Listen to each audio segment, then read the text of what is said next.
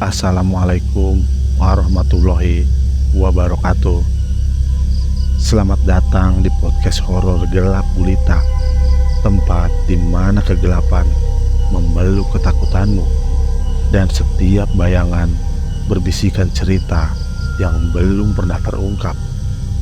Malam ini kita akan menyusuri kisah yang mampu membuat bulu kudukmu berdiri dan jantungmu berdebar tak karuan. Judul kita kali ini adalah Sejarah Bangkitnya Kuyang di Kalimantan, karya Quotes. Bagi yang ingin baca langsung ceritanya, saya lampirkan linknya di kolom deskripsi ya. Oke, langsung saja tanpa berlama-lama, bersiaplah, karena dalam kegelapan ini mungkin saja kita tidak sendirian. Tutup pintu, matikan lampu, dan biarkan dirimu terhanyut dalam kengerian yang akan segera menghampirimu. Mari kita mulai.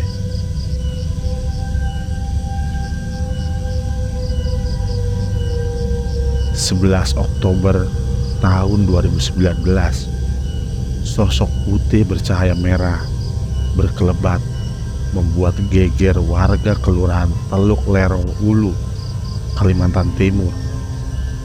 Kejadiannya hari Senin sekitar pukul 12 malam. Masyarakat meyakini kalau sosok itu adalah Kuyang. Kuyang merupakan makhluk halus yang berwujud kepala manusia dengan isi organ tubuh menggelantung. Puluhan bahkan ratusan orang dewasa, baik laki-laki atau perempuan, sontak mencari dan mengejar makhluk yang terbang di desa mereka. Selain penasaran akan wujud makhluk jadi-jadian yang menampakkan wujudnya, warga juga mengaku resah dan ingin menangkap sosok gaib ini. Sejumlah tempat yang diyakini sebagai wadah persembunyian si hantu Kuyang didatangi warga. Bahkan kolong rumah warga pun tak luput dari perhatian. Pencarian dilakukan dengan berbekal senter. Warga menyorotkan senter itu ke kolong rumah, termasuk ke arah suara Kuyang yang terbang ke pohon kelapa dan pisang. Warga percaya hantu Kuyang adalah manusia yang terjerumus ilmu hitam demi mencapai hidup abadi. Namun bagaimana sebenarnya hantu Kuyang ini muncul? Mari kita awali kisah ini dari sebuah desa kecil bernama Desa Wari di Kalimantan. Dulu di Desa Wari pernah hidup seorang wanita bernama Maharati. Diperkirakan dia hidup pada masa kerajaan Banjar. Maharati ini terlahir dalam keadaan cacat. Dia tidak punya batang hidung. Dari kecil, Maharati dipasangi hidung buatan dari sebuah kayu yang dipahat. Dehen, yang merupakan ayahnya Maharati, tidak ingin anaknya minder karena dia cacat. Ternyata upaya kedua orang tuanya itu cukup berhasil. Maharati suka dengan hidung buatan itu, dan dia merasa menjadi wanita yang paling cantik di desa. Maharati adalah anak bungsu. Dia punya 2 orang kakak perempuan yang umurnya tidak terpaut jauh.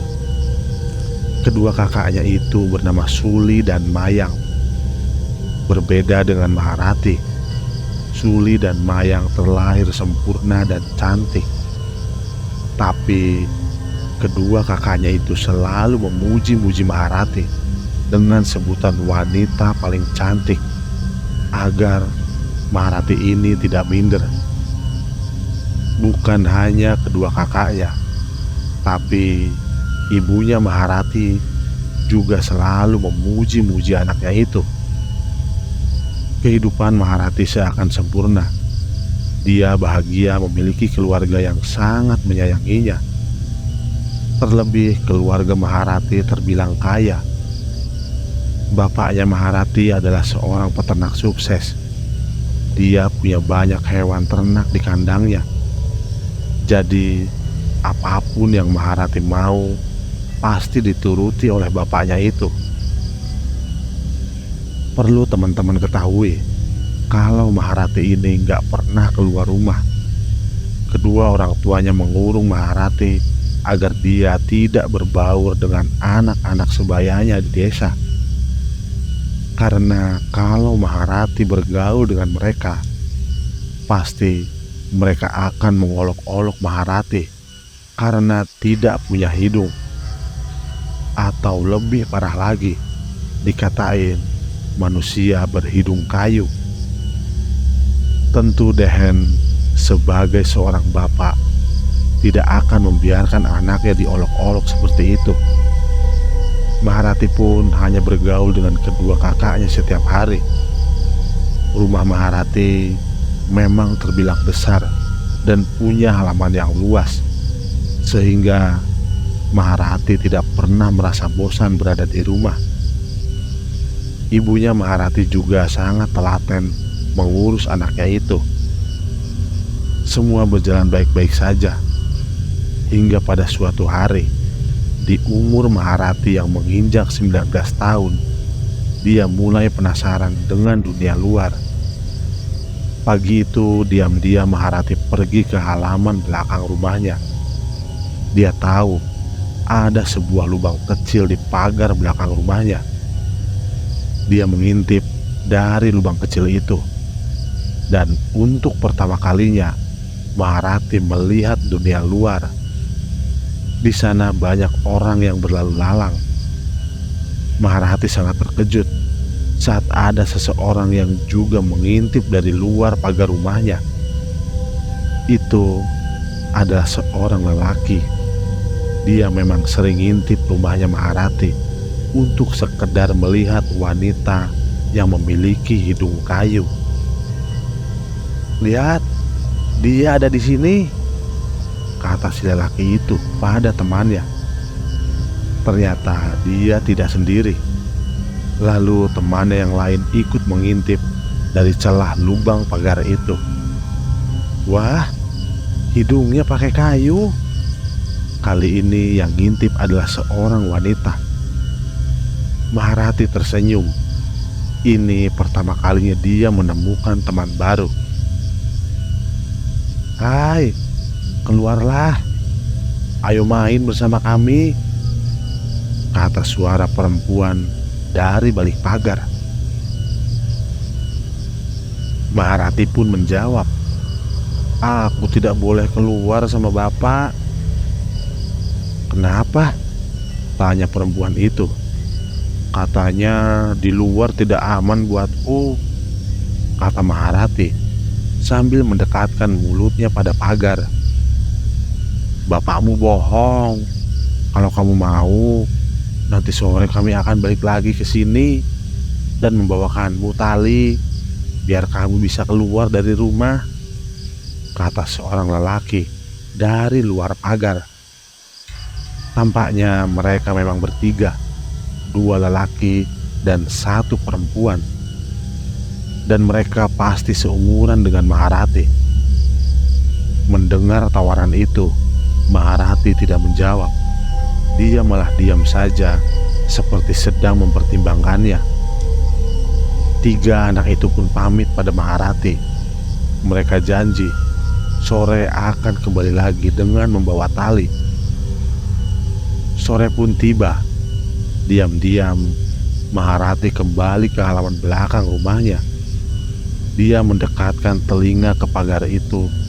Lalu terdengarlah suara gaduh 3 orang anak yang tadi pagi berbicara dengan Maharati. "Hai, kau siap?" tanya seorang perempuan. Maharati sebenarnya ragu. Dia menoleh ke sekelilingnya untuk memastikan tidak ada orang yang melihat aksinya. Tapi aku tidak bisa lama-lama, jawab Maharati. Iya, kita sebentar saja. Kita keliling pasar. Banyak hal yang harus kamu lihat, kata si perempuan. Sebuah tali dilemparkan dari luar pagar. Maharati pun nekat memanjat pagar rumahnya. Dia dibantu 3 orang anak yang baru dia kenal kemarin. Sesampainya di luar pagar, Maharati merasakan hal yang berbeda. Ini pertama kalinya dia keluar dari dalam rumahnya. Dan dia tidak sabar ingin melihat lebih jauh kehidupan di luar sana. Ketiga teman barunya itu menyewa delman dan mengajak Maharati keliling pasar. Maharati terkagum-kagum melihat keramaian pasar itu.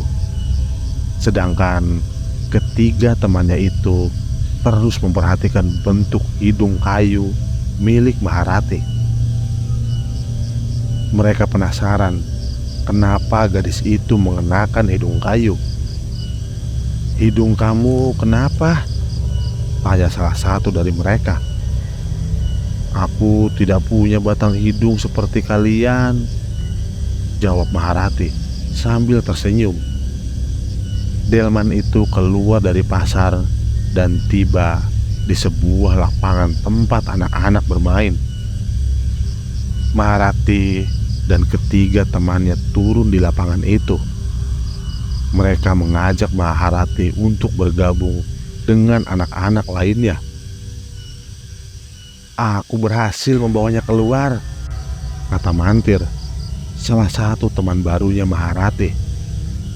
Semua anak di lapangan itu heran melihat hidung Maharati yang terbuat dari kayu. Maharati tersenyum malu. Dia pun memperkenalkan dirinya. Tapi tanpa diduga, Mantir malah membuka paksa hidung kayu itu. Lihat, dia tidak punya hidung, kata Mantir sambil tertawa terbahak-bahak. Dua teman barunya yang bernama Puro dan Nara juga menertawakan wanita malang itu. Ternyata mereka bertiga sengaja menjebak Maharati hanya untuk mempermalukannya. Saat itu Maharati nangis. Ia tertunduk sambil memeluk dengkulnya. Semua anak-anak yang ada di lapangan itu terus mengolok-olok perempuan tanpa batang hidung itu. Untung saja, selang beberapa menit muncullah bapaknya Maharati. Dia kaget kenapa anaknya ada di lapangan. Siapa yang membawa Maharati ke sini? Dehen langsung mengusir mereka. Anak-anak itu lari lintang pukang sambil terus menertawakan Maharati. Dehen memungut hidung kayu milik Maharati dan dia membopong anaknya pulang. Kejiwaan Maharati benar-benar terguncang. Seumur hidupnya baru pertama kali dia mendapat olok-olok seperti itu. Dia dituduh turunan jin. Anak-anak itu juga sangat kejam. Bahkan ada yang sempat meludahi Maharati. Seharian Maharati tidak mau makan. Ia mengurung diri di dalam kamar. Ibunya sudah berusaha membujuk anak itu, tapi tetap saja Maharati tidak mau membukakan pintu. Dia hanya menangis sepanjang hari. Hingga malam tiba, Maharati tidak mau membukakan pintu kamarnya. Mayang yang tak lain adalah kakak keduanya Maharati mengetuk pintu jendela adiknya. Dek, kakak bawakan kelinci baru buat kamu. Lihat, warnanya bagus, kata Mayang sambil mendekatkan mulutnya ke jendela. Kakak dapat dari mana? Tanya Maharati dari dalam kamarnya. Tapi dia belum membuka jendela. Bapak yang nangkep kelinci ini, "Dari hutan, katanya buat kamu," jawab Mayang sambil tersenyum.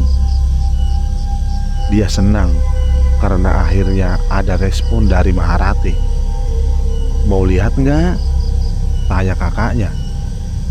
Maharati pun membuka jendelanya. Dia tampak tidak mengenakan hidung kayu.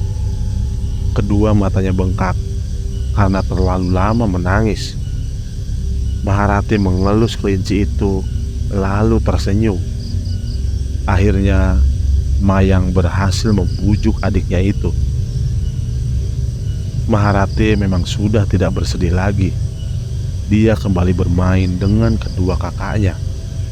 Tapi tidak bisa dipungkiri, dia masih dendam dengan ketiga teman barunya itu. Dia pun ingin balas dendam. Ketiga teman barunya itu masih sering ngintip Maharati di pagar belakang. Maharati tahu, dan di suatu sore dia mendekat ke lubang kecil tempat mereka ngintip. "Hai, kalian apa kabar?" bisik Maharati pada lubang kecil itu. "Kami baik-baik saja, maafkan kami ya," kata Nara. "Aku sudah memaafkan kalian. Sekarang apa kalian mau masuk ke rumahku? Kita main di sini saja," ajak Maharati. Mereka bertiga setuju, tapi Maharati menyuruh mereka untuk masuk satu persatu karena takut ketahuan ibu.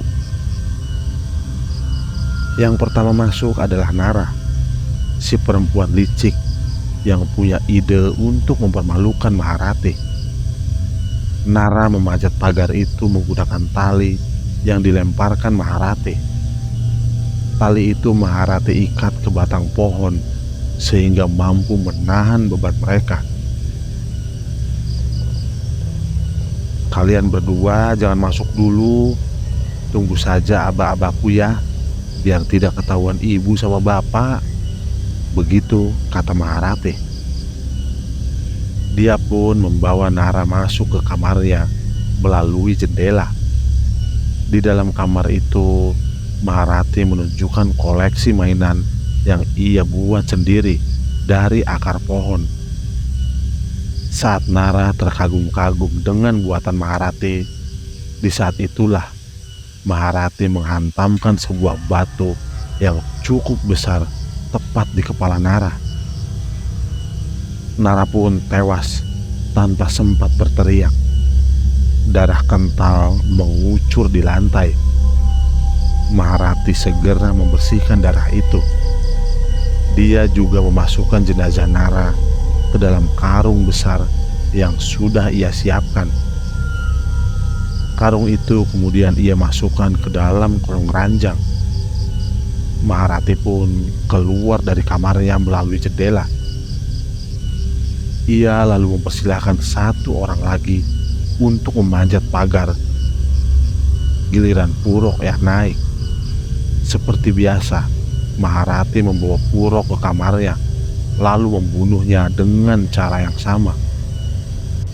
Purok tampak belum tewas. Kedua matanya memandangi Maharati.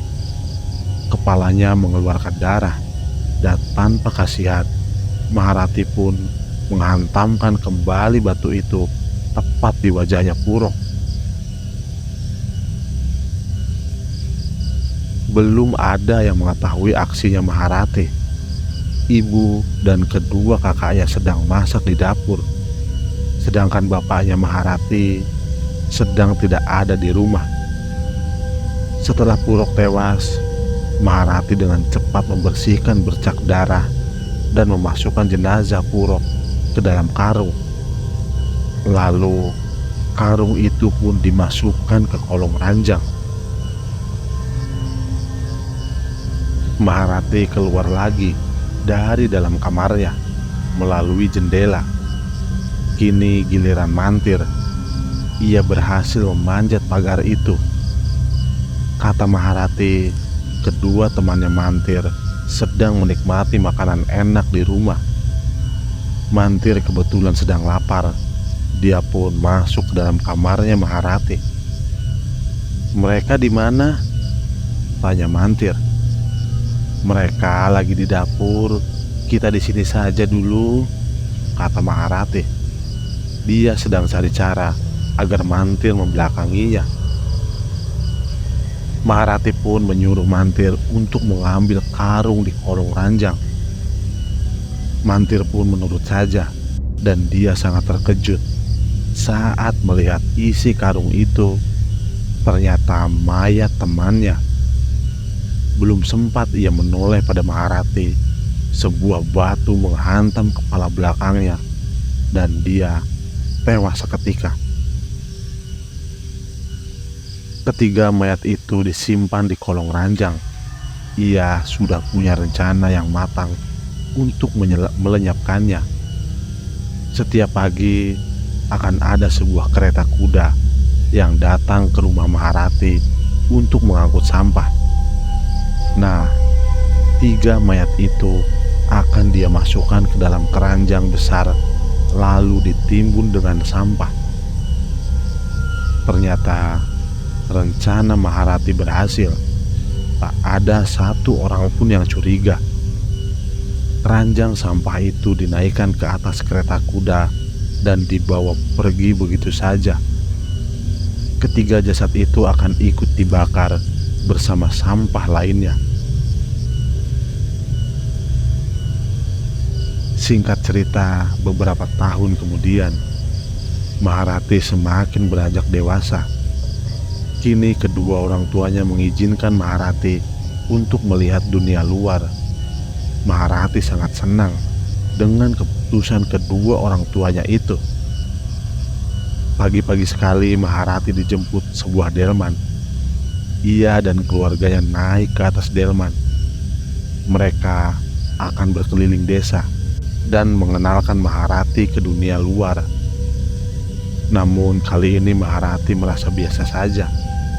Dunia luar bukan lagi menjadi hal baru baginya, karena dulu dia pernah diajak ke pasar sama ketiga teman barunya. Maharati tampak masih tidak percaya diri. Dia tidak mau mengenakan hidung kayunya dan memilih untuk menutupi bagian hidung dan mulutnya dengan kain hitam seperti mengenakan cadar. Setelah diizinkan untuk keluar rumah, Maharati pun sering berkeliaran di pasar untuk membeli bahan makanan. Hingga pada suatu hari, dia bertemu dengan seorang wanita yang sudah sangat tua. Punggung wanita itu bungkuk. Dia harus mengenakan tongkat kayu untuk berjalan. Wanita tua itu adalah seorang pengemis yang akhir-akhir ini mangkal di pasar dekat rumahnya Maharati. Setelah Maharati memberi nenek itu uang, kepala si nenek perlahan menengadah pada Maharati. Dia memperhatikan wajah Maharati yang tertutup kain hitam. Si nenek pun tersenyum. Maharati lalu pergi begitu saja dari hadapan si nenek. Tahun demi tahun berganti, kedua kakak Maharati sudah menikah. Tapi tak ada lelaki yang mau sama Maharati. Setiap kali orang tuanya menjodohkan putrinya, pasti lelaki itu tidak jadi menikahi Maharati, lantaran wanita itu tidak memiliki hidung. Maharati sangat sedih. Setiap malam dia selalu melamut sambil menangis di belakang rumahnya. Maharati sangat khawatir, jangan-jangan sampai dia mati tidak ada lelaki yang mau menikah dengannya. Saat Maharati melamun, tiba-tiba saja dia melihat sosok perempuan yang tubuhnya bungkuk sedang berdiri di samping pohon. Maharati perlahan menghampiri sosok itu, dan ternyata itu adalah sosok nenek pengemis yang pernah ia jumpai di pasar.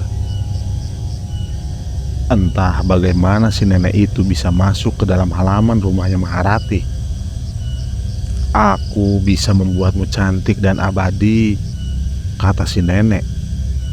Maharati mengusap air matanya. "Bagaimana caranya, Nek?" tanya Maharati. "Kau harus meminum darah wanita yang sedang melahirkan," kata si nenek itu. Maharati terdiam. Dia percaya tidak percaya dengan perkataan si nenek. Tak lama kemudian, si nenek berubah wujud. Dia menjadi sosok wanita muda dan cantik, dan dia tersenyum kepada matahari Maharati. "Benarkah apa yang kau katakan?" tanya Maharati. Perlahan dia mulai percaya pada perkataan wanita itu. "Tentu saja kamu bisa cantik sepertiku," kata si wanita. Maharati tidak menyadari kalau yang sedang ia ajak bicara itu adalah demit yang akan menyesatkannya. Selang beberapa saat, sosok wanita itu pun menghilang begitu saja. Beberapa hari kemudian, hidup Maharati tidak tenang. Setiap malam dalam tidurnya, dia selalu didatangi si nenek itu. Dalam mimpi itu, si nenek memberi Maharati sebuah mantra yang ditulis di atas pelepah bambu. Ajaibnya, ketika Maharati bangun di pagi hari, dia mendapati pelepah bambu itu tergeletak di sampingnya. Di atas pelepah bambu itu juga ada mantra yang harus Maharati baca setelah meminum darah. Maharati semakin gelisah saja. Akhirnya dia membuat sebuah keputusan yang nekat. Dia akan mencoba saran si nenek. Maka hari berikutnya, tengah malam, Maharati mengendap-endap keluar dari rumahnya. Dia sudah mendengar kalau di kampungnya ada wanita yang sedang hamil besar, dan kebetulan malam itu si wanita sedang melahirkan. Rumahnya tidak jauh dari rumah Maharati. Malam itu, Maharati masuk ke dalam kolong rumah si wanita yang sedang melahirkan. Ia menengadahkan kepalanya ke atas dan membuka mulutnya lebar-lebar. Saat jabang bayi itu keluar, maka darah pun mengucur membasahi lantai dan merembes ke kolong rumah. Di kolongan itulah Maharati meminum darah. Kedua mata Maharati tertutup. Dia meneguk darah yang mengucur deras dari atas lantai itu. Wajahnya merah terkena cipratan darah. Dan setelah darah itu habis, Maharati langsung kabur, meninggalkan rumah itu. Ia mencuci wajahnya. Darah yang ia telah terasa asin Maharati sampai mau muntah. Secara ajaib, keesokan paginya Maharati terkejut melihat kondisi wajahnya yang berubah. Dia sekarang punya batang hidung. Wajahnya juga tampak lebih cerah dan lebih cantik. Ia menunjukkan batang hidung barunya pada keluarganya. Maharati sangat senang. Semua keluarga Maharati heran bagaimana hidung itu bisa tumbuh di wajahnya Maharati. Kini Maharati bisa keliling desa tanpa harus menutupi wajahnya dengan kain hitam. Para lelaki pun mulai tertarik dengan kecantikan Maharati. Namun kini dia jual mahal dan tidak langsung menerima pinangan para lelaki itu. 1 bulan berlalu, keanehan mulai terjadi pada Maharati. Hidung indahnya itu hilang lagi dan wajahnya kembali kumal seperti sedia kala. Maharati bingung apa yang sedang terjadi padanya. Dan tepat di malam hari, ia mendengar ada yang mengetuk jendela kamarnya. Dia pun membukakan jendela itu. Ternyata dia adalah si nenek misterius yang tidak diketahui namanya. Nenek itu bilang kalau Maharati mau hidup abadi dengan kecantikannya, maka dia harus memakan bayi. Maharati benar-benar terkejut dengan perkataan si nenek. Tapi di sisi lain, Maharati tidak mau kehilangan kecantikannya itu. Dia pun menuruti apa yang si nenek katakan. Maharati mulai mencari korban pertamanya di desa itu. Ia mendatangi rumah wanita yang beberapa hari lalu baru saja melahirkan. Maharati masuk ke rumah itu melalui jendela kamar. Kebetulan bayi di kamar sedang sendirian, sedangkan ibunya lagi di dapur. Maharati menculik bayi itu dan membawanya ke hutan. Lantas dengan keji dia membunuh bayi itu, kemudian memakannya. Belum ada yang mengetahui aksi kejinya itu. Hingga 3 bulan Maharati kembali berhasil mencuri seorang bayi dan membawanya ke hutan. Namun saat dia memakan bayi itu, ada seorang yang memergokinya. Maharati pun ditangkap warga dan diarak keliling desa. Tanpa diadili lagi, dia langsung dipenggal oleh warga. Hal itu mereka lakukan karena pembunuhan yang dilakukan Maharati terbilang keji, maka harus dibalas dengan keji pula. Tak ada yang bisa menolong wanita itu, termasuk keluarganya sendiri. Bahkan keluarga Maharati juga diusir dari desa. Rumah mereka dibakar warga. Warga menuduh kalau Maharati itu menuntut ilmu hitam, sehingga dia memakan bayi yang tidak berdosa.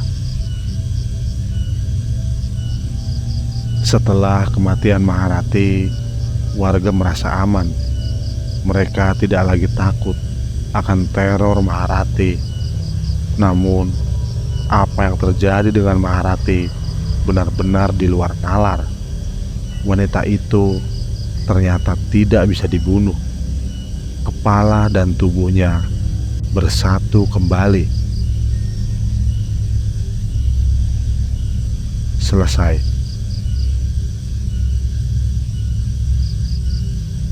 Oke, itulah tadi sejarah bangkitnya Kuyang di Kalimantan, karya Quotes. Dan terima kasih sudah menonton cerita horor kali ini. Jika Anda menikmati kisah ini, jangan lupa untuk like, share, dan subscribe agar Anda tidak ketinggalan cerita-cerita menyeramkan lainnya. Aktifkan juga lonceng notifikasinya supaya Anda tahu ketika ada video baru.